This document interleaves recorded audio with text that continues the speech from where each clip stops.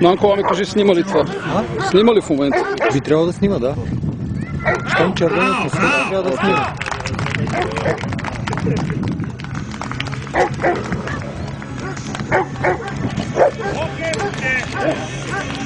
Животното трябва да държи и да не пуска. Ако обърнете внимание, не е захапало на предни зъби, а пълни устата до клетниците. Браво!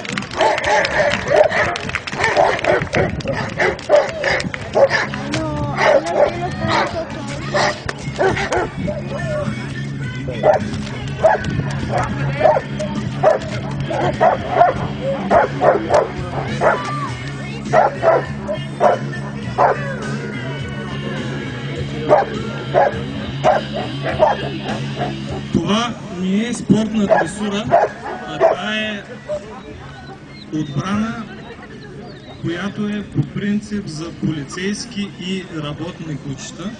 Тъй като това куче е младо, в момента се набляга на здравото задържане и след време ще отработва перфектно пускане.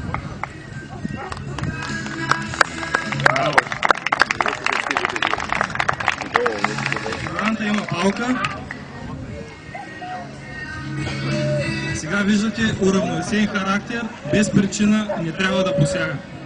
Трябва да има агресия. Браво! Браво! Чака команда. Браво, браво.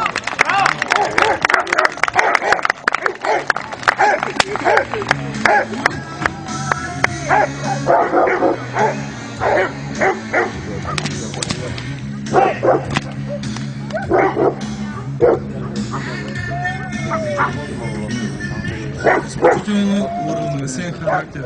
За това нещо се работи от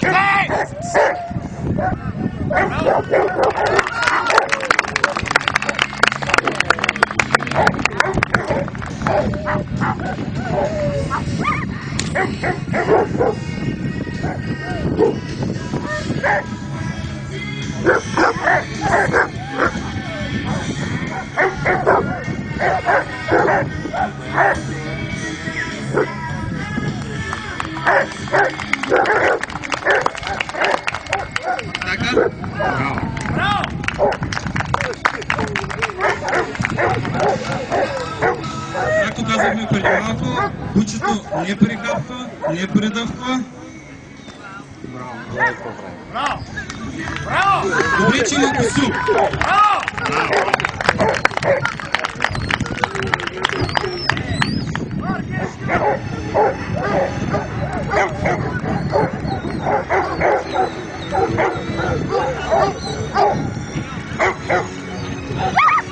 Сега в момента кучето се представя, че си играе с глиган.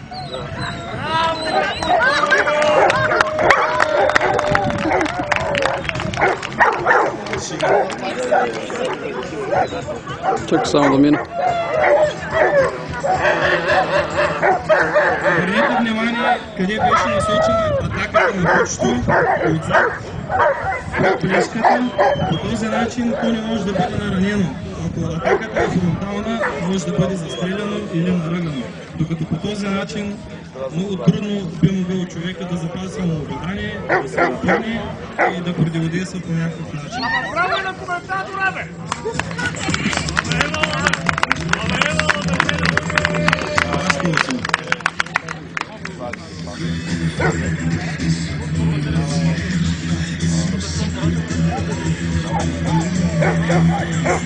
За да работи фигуранта толкова спокойно, ако забелязвате главата му е на около 15 см, трябва наистина да има страхотно доверие в обучеността на кучето. В момента отработват командата за пускане. Както казваме, това е едно много младо куче. Първо се работи перфектно нахапане и после започват да работят команда за забрана. Сега лека по лека ще освободи хвата. Затова фигуранта стоим неподвижно, защото ако има някакво противодействие от негова страна, животното веднага ще захапи. Браво, браво! Команда легни, Сега ще има претърсване на лошия бандит. Сложа кръвниците. Супер. Браво! Животното е винаги до лявата страна на водача, за да може дясната ръка на полицая да е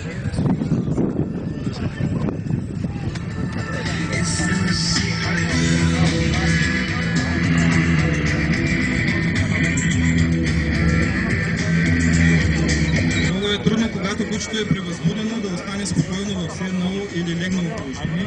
Може би повечето кучета знаят команда за сядане и лягане, но в такава ситуация е изключително трудно животното да бъде контролирано. Сега ходи редо, с темпото на водача, до левия крак, гледа го на очите.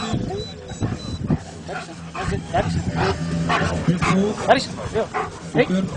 Животното гледа фигуранта, но ходи до левия крак на водача, команда за атака. Браво! Браво! Браво!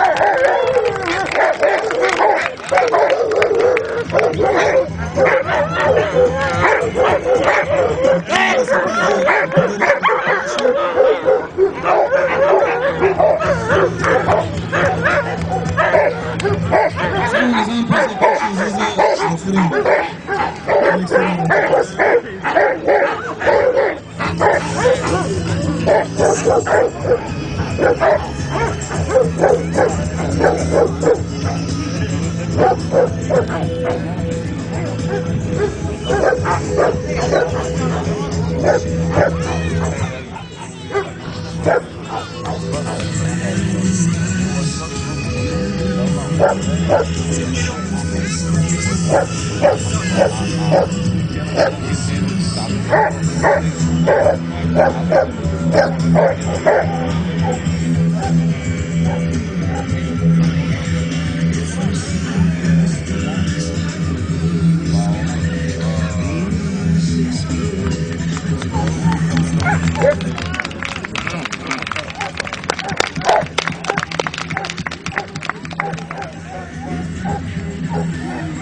Сега ме контролираме. Вече кучето има много изморено. Животното се обажда само през устата.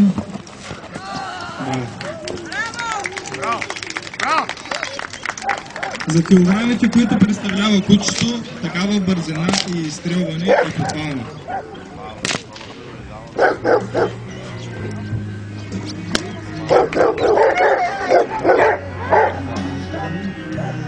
Както казахме, това е спортна дресура. Това е дресура за служение на кучето. Затова хапането е доста сериозно.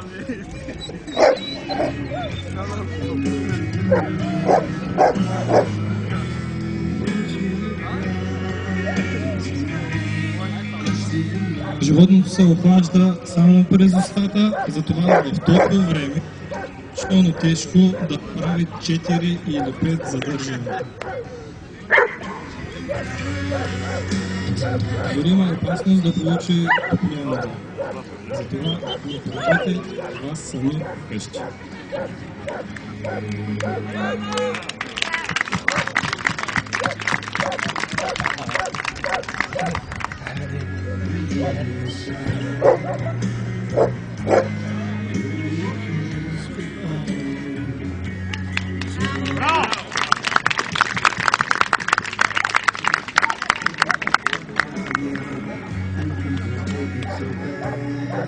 Отново претърсване, да нанесем поведение на кучето. Пакета. Браво!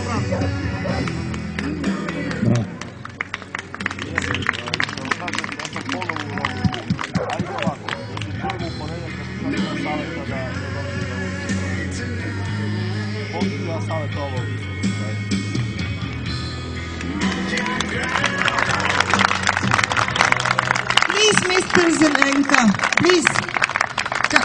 Come here, come here.